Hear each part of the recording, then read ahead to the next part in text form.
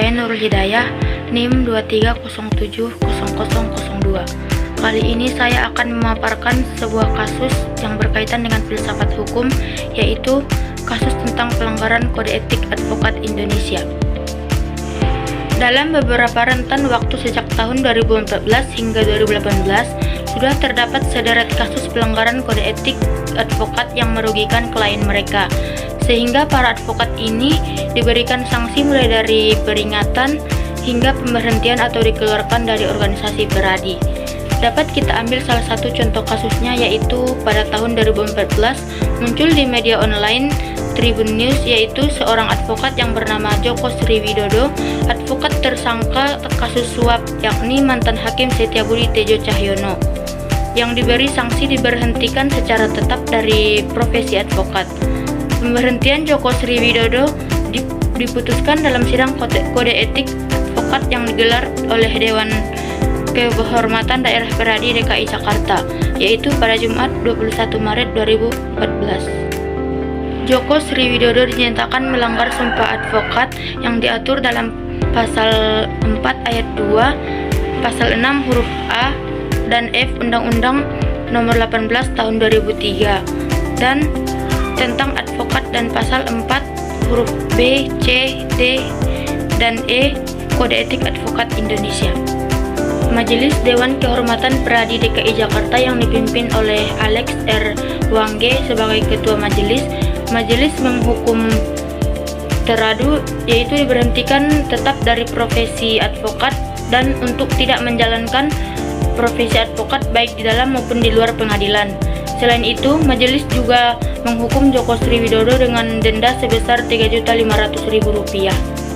Menurut Ketua Majelis Alex R. Wangge, Joko Sriwidodo dianggap tidak menjalankan tugasnya sebagai advokat secara baik atau melanggar kode etik.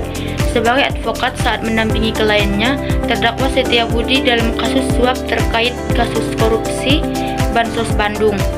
Joko Sriwidodo dinyatakan telah menelantarkan Setiabudi, seperti tidak membuatkan nota pembelaan atau pledoi, tidak hadir saat Setiabudi diperiksa, dan jarang hadir dalam persidangan. Padahal Joko sudah menerima honorarium yang cukup tinggi. Menurut Ketua Majelis, semua pekerjaan dilakukan oleh anak buah Joko Sriwidodo. Joko Sriwidodo banyak memberi janji kepada Setiabudi, seperti janji akan memberikan hukuman ringan dan memindahkan tempat sidang yang bukan wewenangnya. Janji seperti itu dilarang oleh Kode Etik Advokat Indonesia. Mengenai pemindahan tempat sidang, Joko Sriwidodo menjanjikan kliennya akan dipindahkan dari Pengadilan Negeri Bandung menjadi Pengadilan Tindak Pidana Korupsi Jakarta.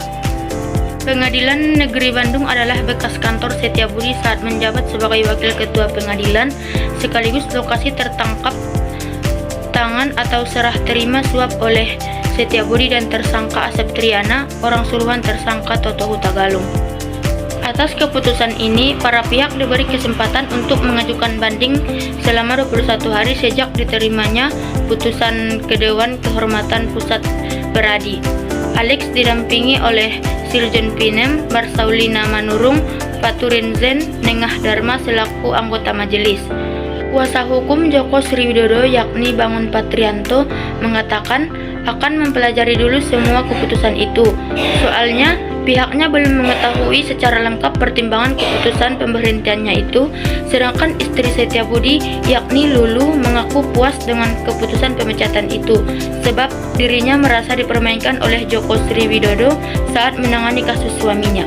Contoh kasus ini merupakan salah satu pelanggaran kode etik penelantaran klien yang perlu dijadikan pembelajaran kepada setiap advokat maupun calon advokat, supaya tidak sampai terjadi hal-hal yang dapat merugikan klien dan dapat memperburuk citra seorang advokat yang merupakan officium nobile atau profesi yang terhormat. Hal inilah yang menurut filsafat hukum dikaji dengan urgensi dari etika profesi, terutama untuk profesi hukum, karena pada hakikatnya kode etik membuat advokat tidak akan merugikan kliennya. Selanjutnya yaitu solusi untuk kasus yang dilakukan oleh Joko Sriwidodo, yaitu yang pertama, penyelidikan dan pemeriksaan oleh Dewan Kehormatan Advokat. Setiap advokat yang diduga melanggar kode etik dapat diperiksa oleh Dewan Kehormatan Advokat advokat yang ada di organisasi advokat tempat yang bersangkutan terdaftar, seperti Perhimpunan Advokat Indonesia atau PERADI atau organisasi serupa. Yang kedua yaitu pembuktian pelanggaran kode etik. DKA akan memeriksa apakah pelanggaran yang dilakukan oleh Joko Sri Widodo sesuai dengan ketentuan dalam kode etik advokat Indonesia. Yang ketiga yaitu sanksi disipliner. Jika ditemukan pelanggaran, DKA dapat memberikan sanksi berupa yang pertama, peringatan tertulis. Yang kedua yaitu skorsing atau penangguhan sementara sebagai advokat. Yang ketiga yaitu pencabutan status advokat jika pelanggaran dianggap sangat serius atau berulang. Solusi yang keempat yaitu proses hukum lanjutan. Jika pelanggaran yang dilakukan melibatkan tindakan kriminal atau merugikan pihak lain secara serius, selain dari sanksi disipliner, proses hukum dapat dijalankan melalui jalur peradilan. Yang kelima yaitu upaya penyelesaian alternatif. Dalam beberapa kasus, penyelesaian alternatif seperti mediasi atau permohonan maaf juga dapat menjadi jalan yang dipilih, terutama jika pelanggaran tersebut bersifat ringan atau tidak melibatkan unsur kriminal. Demikianlah yang dapat saya sampaikan. Assalamualaikum warahmatullahi wabarakatuh.